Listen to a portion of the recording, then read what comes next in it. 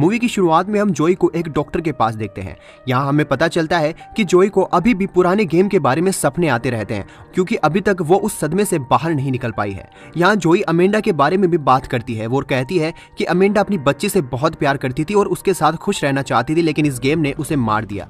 उसके बाद जोई बेन से बात करती है, क्योंकि इस गेम के मास्टर को ढूंढने के लिए उसे कुछ क्लू मिले थे, इसलिए वो चाहती थी कि बेन उसकी मदद करे। तब बेन कहता है कि मैं जिंदा हूँ और अब मैं इस बात से खुश हूँ। पर जोई कहती है कि इस गेम की वजह से अभी भी बहुत सारे लोग मर रहे होंगे, तो हमें उनकी मदद करनी होगी। ये सुनकर बेन भी उसकी बात मान जाता है। जोई को एरोप्लेन से डर लगता था, क्योंकि एक एरोप्लेन में ही उसकी माँ की डेथ हुई थी, इसलिए वो कार में ही न्यूयॉर्क जाते हैं। एक जगह आने के बाद जोई देखती है कि जिस जगह की उसे तलाश थी वो जगह एकदम बदल गई है। तभी वहाँ एक लड़का आता है और जोई के गले से उसकी माँ का कंपास लेकर भाग जाता है। वो कंपास जोई की माँ का था, इसलिए जोई भी उसके पीछे भागती है। पर ये चोर इन दोनों को एक ट्रेन में फंसा देता है। अब ये दोनों अगले स्टेशन रुकने का डिसाइड करते हैं। यहाँ पर 4 लोग और भी मौजूद थे, थियो, ब्रियाना, रेचल और नाथन। कुछ देर में जोई को कुछ आवाज सुनाई देती है। जब जोई बाहर देखती है तो उसे पता चलता है कि इनका डिब्बा ट्रेन से अलग हो गया है। तब इस डिब्बे की स्पीड और ज्यादा बढ़ने लगती है और डिब्बा जाकर एक स्टॉप से टकरा जाता है। और यहाँ एक अनाउंसमेंट होने लगती है, जिसमें कहा जा रहा था कि किसी को कुछ अलग नजर आए तो ट्रेन मास्टर को जल्दी से इन्फॉर्म करे। तब ये सभी समझ जाते हैं कि वो सभी एक गेम में वापस आ गए हैं। यहाँ हमें पता चलता है कि ये सभी वही लोग हैं जो कभी ना कभी इस गेम के चैंपियन रह चुके हैं। तभी पूरी ट्रेन में करंट आना शुरू हो जाता है और पूरे डिब्बे में इलेक्ट्रिसिटी बहने लगती है और सभी क्लू ढूंढने लगते हैं। तब इन्हें एक बैग मिलता है और इसके अंदर हैंडल था। इधर ब्रियाना को एक दरवाजा भी मिलता है। जब थियो और बेन इस हैंडल के जरिए इस दरवाजे को खोलते हैं तो उन्हें एक टोकन बॉक्स मिलता है। तब बेन सभी को एक एक पोस्टर दिखाता है, जिसके अंदर से कुछ लेटर्स गायब थे।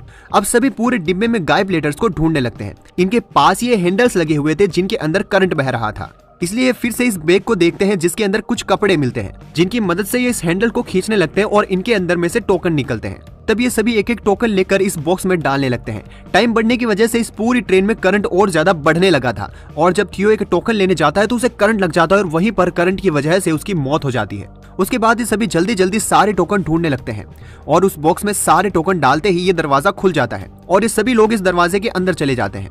और उसके बाद ये लोग इस रूम में पहुंच जाते हैं। इस रूम में आने के बाद ये सभी देखते हैं कि ये रूम एकदम बैंक की तरह था और यहाँ पर एक लॉकर भी था।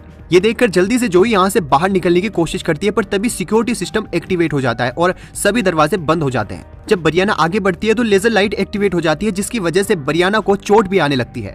ब्रियाना ने एक बॉक्स पर पैर रख दिया था, जिसकी वजह से लेजर एक्टिवेट हो गई थी। तब नाथन और रेचल मिलकर उसे बचा लेते हैं। अब धीरे धीरे दरवाजा भी बंद होने लगता है और ये सभी क्लू ढूंढने लगते हैं। उन्हें वहाँ पर एक लॉक भी मिलता है, जिसके अंदर उन्हें कोड्स डालने थे। तब इन्हें कुछ लॉलीपॉप्स मिलते हैं, जिनके अंदर चाबियां थी। साथ ही इन्हें कुछ लॉकर्स भी दिखाई देते हैं। तब जोई एक मैप देखकर ही लॉकर्स तक पहुंच जाती है और चाबियों से उन लॉकर्स को खोलने लगती है। तब वो नोटिस करते हैं कि हर लॉकर पर सोनिया लिखा हुआ है। तभी एक लॉकर खुल जाता है, जिसके अंदर शार्प डायमंड थे। इनमें से एक डायमंड जोई के हाथ पर लग जाता है। तब ब्रियाना को कुछ खाली पेपर्स मिलते हैं। खाली पेपर्स देखकर बेन को समझ आता है कि जोई का खून इन पेपर्स पर लगाना होगा। जब जोई इन पेपर्स पर खून लगाती है तो उसे लॉकर का कोड मिल जाता है। कोड एंटर करने पर वहाँ की सारी घड़ियां घूमने लगती है और एक टाइम पर आकर रुक जाती है।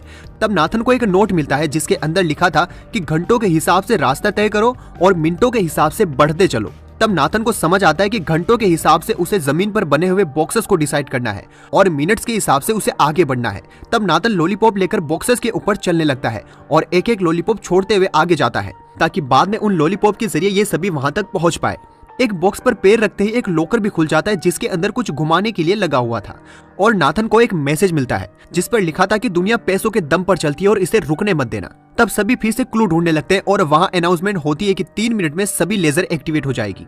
अब नाथन समझ चुका था कि इतनी जल्दी वो क्लू नहीं ढूंढ सकते। तब वो बिना सोचे समझे चलने लगता है और लेजर एक्टिवेट होने की वजह से वो एक टेबल से टकरा जाता है और बेहोश हो जाता है। तभी ब्रियाना को याद आता है कि उस नोट्स में कुछ घुमाने के लिए लिखा हुआ है, इसलिए ब्रियाना इस लॉकर में रखी हुई चीज को घुमाने लगती है और उसे एक मैप मिलता है। तब जोई इस मैप को उस रूम वाले मैप पर लगाती है, जिससे इन्हें रास्ता मिल जाता है। अब बेन नाथन को उठाकर उस रूम से बाहर निकल जाता है और बाद में जोई भी इस रूम से बाहर निकल जाती है। तब ये सभी एक और रूम में पहुंच जाते हैं, जहां हर तरफ बस रेत ही रेत थी। तब इन्हें एक कैमरा मिलता है और जब ब्रियाना उस कैमरे से फोटो खींचती है तो फोटो पर लिखा था कि हॉरग्लास बे पर अपना एंकर डालो। और इन्हें ये भी पता चलता है कि लाइट हाउस के ऊपर एक टेलीस्कोप लगा हुआ है। उसके बाद इन्हें एक मेटल डिटेक्टर मिलता है, जिसके जरिए ये सभी जमीन में कुछ ढूंढने लगते हैं। तब इन्हें एक जगह पर एक एंकर मिलता है, जिसे ये लोग बाहर निकालने की कोशिश करते हैं। पर तभी वहाँ की सारी रेत जमीन में धंसने लगती है और रेचल अचानक से जमीन में धंसने लगती है। पर जल्दी से नाथन अपने ऊपर रस्सी बांधकर उस रेत के दलदल में कूद जाता है और ये सभी उन दोनों को बाहर खींचने की कोशिश करते हैं। रेचल तो बाहर आ जाती है, लेकिन रस्सी टूटने की वजह से नाथन उसी में रह जाता है। उसके बाद इस एंकर को इस दरवाजे पर लगाते हैं और दरवाजा खुल जाता है। अंदर आने के बाद जोई को एक फ्रिज मिलता है। तब इन्हें पता चलता है कि इस फ्रिज के अंदर दरवाजा हो सकता है। ये सभी इस फ्रिज के प्लग को देखते हैं, पर इसके अंदर प्लग ही नहीं था। तब सभी प्लग ढूंढने लगते हैं। तब इन्हें इस घर के अंदर एक छोटा सा लाइट हाउस मिलता है। जैसे ही बेन स्विच ऑन करता है तो सारी जगह रेत में धंसने लगती है। तब जोई जल्दी से भागकर लाइट हाउस के ऊपर चली जाती है ताकि उसे वहां कुछ क्लू मिल सके। ऊपर जाने के बाद जब वो टेलीस्कोप से देखती है तो दीवार पर आई कांट सी यू लिखा हुआ था। तब बेन को एक स्टेचू याद आता है जिसकी आंखें नहीं थी। तब बेन जल्दी से उस स्टेचू के पास जाता है, पर वो स्टेचू रेत के अंदर दबने वाला था। तब बेन उसकी बंद आंख से एक प्लग निकाल लेता है, जिसकी मदद से वो फ्रिज खुल जाता है और इन्हें एक दरवाजा मिल जाता है। इधर जोई को भी एक दरवाजा मिल गया था। तब ये सभी कंफ्यूज हो जाते हैं कि आखिर कौन सा दरवाजा सही है। तब बेन और रेचल जोई की तरफ भागते हैं, पर लाइट हाउस के ऊपर चढ़ने से पहले ही बेन नीचे गिर जाता है। तब जोई और रेचल को उसे छोड़कर वहां से जाना पड़ता है। इधर बरीना फ्रिज वाले गेट के अंदर घुस जाती है। उसके बाद ये सभी एक रूम में पहुंचते हैं जहां इन्हें बरीना भी मिल जाती है। बरियाना के घाव से इन्हें पता चलता है कि यहाँ एसिड रेन होती है। तब इन्हें एक शॉप मिलती है जिसके अंदर ताला लगा हुआ था और इन्हें उसकी चाबी ढूंढनी थी।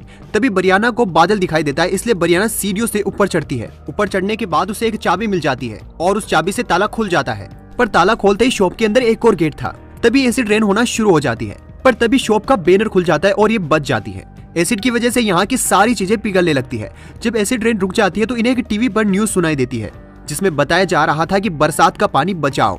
तभी फोन बूथ पर एक कॉल आता है, पर फोन बूथ पर ताला लगा हुआ था। तब इन्हें समझ आता है कि इन्हें एक बोतल ढूंढनी होगी जिसके अंदर ये एसिड भरकर उस ताले को पिघला सके। और अब रेचल को एक बोतल मिलती है जिसे ये उस बारिश में रख देती है, जिसकी वजह से वो बोतल एसिड से भर जाती है। अब आप सोच रहे होंगे कि ये बोतल एसिड से पिघली क्यों नहीं, तो दोस्तों आपको बता दूं कि वो बोतल पीएमपी बोतल है, जो कि एक अलग ही मटेरियल से बनी होती है, जिसकी वजह से वो एसिड से नहीं पिघलती। तभी इस बोतल को भरकर इस चेन को पिघला देते हैं, पर तभी कॉल आना बंद हो जाती है। यहाँ जोई एक पोस्टर देखती है जिस पर लिखा हुआ था कि जब मौसम खराब हो तब हमें कॉल करो। ये देखकर जोई क्लू ढूंढने लगती है, पर तभी बारिश होना शुरू हो जाती है। पर फोन बूथ पे रखे छाते की मदद से जोई बच जाती है। तब मौसम खराब था और तभी कॉल आने लगती है। जैसे ये दोनों कॉल उठाती है तो इस टैक्सी का दरवाजा खुल जाता है और जोई इसके अंदर चली जाती है। जब ये दोनों इसके अंदर आने लगती है तभी गेट बंद हो जाता है और एसिड रेन होना शुरू हो जाती है, जिसकी वजह से इन दोनों की मौत हो जाती है। इधर जोई एक रूम में आकर गिरती है। इस रूम में आने के बाद जोई को सोनिया के बचपन की चीजें मिलती है। तभी यहाँ अमेंडा आकर गिरती है। ये देखकर जोई हैरान थी क्योंकि अमेंडा पहले ही मर चुकी थी। तब अमेंडा जोई को बताती है कि सोनिया मेरी बेटी है और मेरी बेटी गेम मास्टर के पास है और ये गेम उन्होंने मुझसे बनवाया। जैसा कि हम पिछले पार्ट में देख चुके हैं कि अमेंडा काफी इंटेलिजेंट है और ये गेम भी उसी ने बनाया है। अब गेम मास्टर चाहता है कि अगला गेम जोई बनाए, वरना जिससे वो प्यार करती है उसे गेम मास्टर मार देगा। तब जोई कहती है कि बेन पहले ही मर चुका है। तब अमेंडा कहती है कि जो तुमने देखा नहीं वो हुआ ही नहीं। तभी वहाँ बेन दिखाई देता है, वो एक रूम में बंद था। तब जोई आगे का गेम बनाने के लिए उसे मना कर देती है। तभी बेन के रूम में पानी भरने लगता है। अचानक से जोई को एक गैस पाइप नजर आती है।